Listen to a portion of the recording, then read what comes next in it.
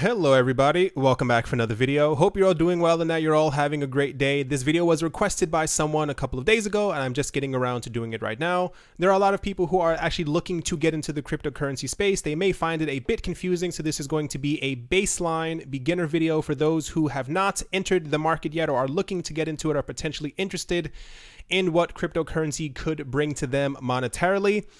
As always, this must be said, I am not and have never been a professional and or licensed financial advisor. Nothing said in this video is legal, tax and or investment advice. It is imperative that you do your own due diligence and do your own research before investing in something as risky and volatile as cryptocurrencies. To start things off, one of the first things that I get asked normally from a lot of people, I have a lot of friends and family who are looking to get into the cryptocurrency space. The number one question is, how much do I invest? How much do I put into the market? This is one of probably the most important questions that you will hear. And it comes down to your risk tolerance. How much are you willing to lose? The number one thing when it comes to investing is, especially if you are just starting out, never, ever, ever put in more than you are willing to lose, i.e. if you have $500 or euros that you are willing to put into the market, and should your investment go down to zero, you should not be crying by the end of it. There should be money that you are allowing yourself to play around with, that you have a bit extra of, and this is what you are kind of, going to be using to put into the market. I usually tell people, in order to start to feel comfortable with the market, I would advise putting anywhere from $50 to $100 to $150 into the market. There are a lot of people who do this way. You can kind of see as the market is moving up or down, if you feel comfortable with losing and or making money and how much further you want to continue on with this. It is completely different for everyone. I have a much higher risk tolerance as I've built it up over the years. When it comes to investing, I have told myself that I am okay with this. It's very important for you to find exactly how much you in your mind are willing to lose should your investment go to zero. Should the price of Bitcoin and every other cryptocurrency completely collapse tomorrow to zero, you have to be completely comfortable with what you have put your money into. And that's pretty much all it comes down to. This is, you have to dig deep inside of yourself to see exactly how much you are willing to lose should your investment go to zero. When it comes to buying and selling, there are around 15 to 16 different options in the cryptocurrency space right now. To simplify things to their very base form, we have two things. The first one is Coinbase. Coinbase is one of the most trusted, if not the most trusted, cryptocurrency exchange or place where you can buy and sell cryptocurrencies at the moment. They are also one of the very few that is heavily regulated inside of the United States. So if you are living in the States, this is also good for you. I believe they're also making other offices around the world as well, but we won't really have to touch on to that at the moment. As far as I know, Coinbase allows US dollars, euros, I believe Canadian dollars, Australian dollars, and a couple of other ones. You can also definitely check to see which ones they have. Coinbase does not offer a large amount of coins. At the moment, I believe it is just Bitcoin, Bitcoin Cash, Ethereum, and Litecoin, but this is normally the gateway for people who are looking to get into the cryptocurrency space, as Coinbase, like I said, is one of the most trusted, if not the most trusted at the moment.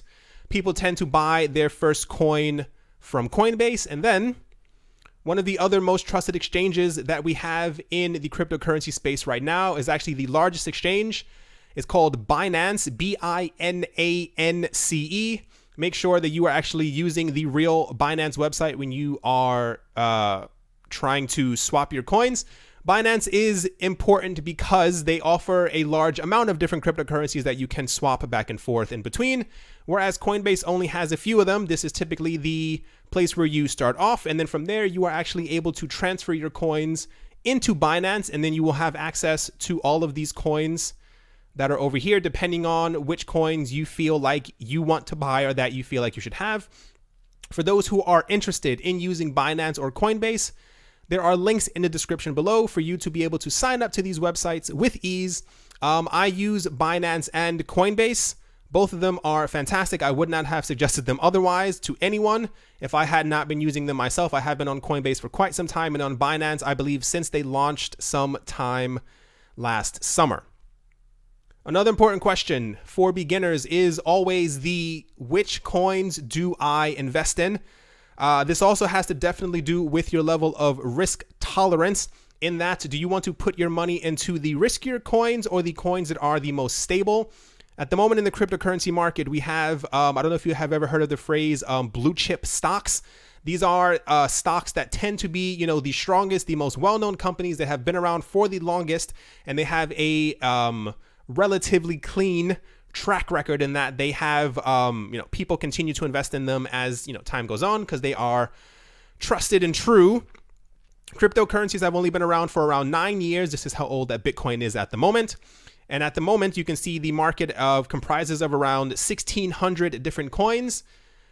I have myself found a simplified way of trying to give you the levels of risk tolerance through the letters A, B, C, and D. And they are, in category A, we have Bitcoin, Ethereum, and XRP, these three being the top three, and they have been top three for quite some time. These are, when you look around on the news, I'm sure you may have heard once in a while, if you are especially new to the space, you may have definitely heard the name Bitcoin. You probably have heard the name Ethereum, and you probably have heard Ripple and or XRP. These are the top coins because they are the most well-known. At the moment, in category B, we have Bitcoin Cash, we have EOS, we have Stellar, and we have Litecoin. These are the rank B in that they are safe, but they are not as well known as these coins. Typically, when you are looking or asking people about cryptocurrency questions, they will typically list these three as opposed to telling you about EOS or Litecoin or Stellar before them. Category C comes down to Cardano, IOTA, and Tron. While they may be well known, once again, they are not as well known as placement B and or placement A coins. And as far as placement D coins, this is not saying that these coins are in an actual letter grade, as in, you are getting a D on a report card.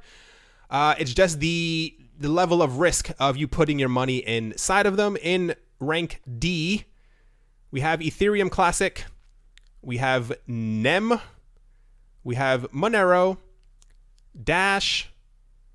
Down here, we have Omise Go, and then the final one is Zcash. There are other coins that I could definitely have spoken about, but these are the not basic ones. These are the ones that are well known, could potentially be well known, and usually are spoken about when it comes to the news on a daily basis.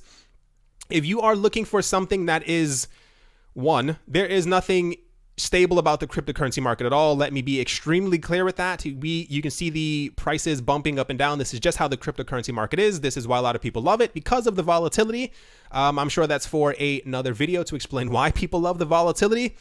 But when it comes down to the blue chip cryptos that we have right now, it's these three. If you find that you want something stable and that you want something well known that a lot of people have a grasp on because it has been around for quite some time, it would be these three coins to invest in. If you want something a bit not shakier, but not as well known, but has a huge potential for a large price increase in the future, no one knows the future, it comes down to the list of B coins. I don't know if you guys have actually written them down. I'm going to read them off once again. Group A would be Bitcoin, Ethereum, and XRP. Group B is Bitcoin Cash, EOS, Litecoin, and Stellar. Group C are Cardano, IOTA, IOTA, and Tron. Group D are Ethereum Classic, NEM, Monero, Dash, Omise Go, and Zcash. That is Zed and Cash. This is pretty much what it comes down to. This is once again an introductory video. If you guys would like to know more, if you would like a follow-up video, kind of the end between to this, like a mini intermediate video, please tell me in the description below. I will be more than happy to do that. I love that people are interested in the cryptocurrency space, are looking to get into the cryptocurrency space, but it's also, you need to know exactly what you're getting yourself into, exactly how risky things are, and knowing your risk tolerance level to see exactly where you want to put your money. Along with this comes the idea of reinvestment. A lot of people, when you have dipped your toes into the pool, a lot of people kind of like what they see. They like exactly what's been happening before, and potentially want to put more into the market. I have told a number of family and friends, one of the safest things, especially if you have it, is to just simply put $100 into the market every single month. You can separate it between multiple different coins. I tell people to, if you have 100, if you have more, that's wonderful. If you happen to have 100 to put into the market, I would split it between a number of coins. What a lot of people like to do, or to kind of dig deeper into this topic, if you happen to find yourself in a situation where you actually only have $100 to put into the market every single month, putting that 100 into Bitcoin might not be as advantageous to you as if you were putting something into XRP, or if you were putting that same amount of money into Cardano and or IOTA. Like I said, I can do a follow-up video. Actually, no. I actually have a video that I've already made. It's called How to Invest $100 into Cryptocurrencies. I'm pretty sure if you're not able to find it in the search bar up above, you can search through my videos and find it relatively easily. It tells people exactly how to, if you are looking to put $100 into the cryptocurrency space, exactly how you could go about doing it. A lot of people feel more comfortable. There's something called crypto vanity, and that a lot of people, if you are putting $100 into Bitcoin, you will not have one full Bitcoin. If you are putting $100 into Stellar, you will have multiple full Stellar because of the money that you are putting in. The safest thing that I tell a lot of people, that I have told friends and family, again, is if you are investing in a number of coins, if you want to spread out your portfolio or start it this way, it is completely fine to put $10 or $15 or $20 into 5 separate coins that you feel comfortable with, that you have looked into yourself. And this is kind of a nice way to start up your portfolio. Do not be ashamed if you have $100. I have been there myself before. You have to start somewhere, especially if you are getting into the cryptocurrency space. I know a lot of people who have been discouraged and have not gotten into the cryptocurrency space simply because they had $150 to get into the space. They figured it would not be enough. Last time this year, Ethereum was $8 a coin. If you had put $8 or even $100 into an $8 cryptocurrency, you would have made several $1,000s, and the crypto market is unpredictable. No one knows exactly what's going to happen, and this is kind of how things are.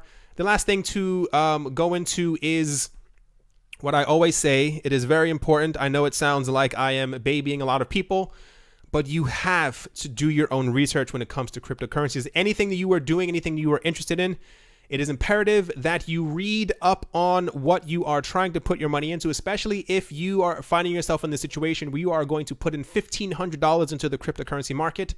Read about the coins that I have told you about. Read about any other coins you feel comfortable with or safe with, and find out exactly when they were created, who created them, if there's any controversy behind the coin, if anything has happened with the coin or their blockchain, have they been hacked?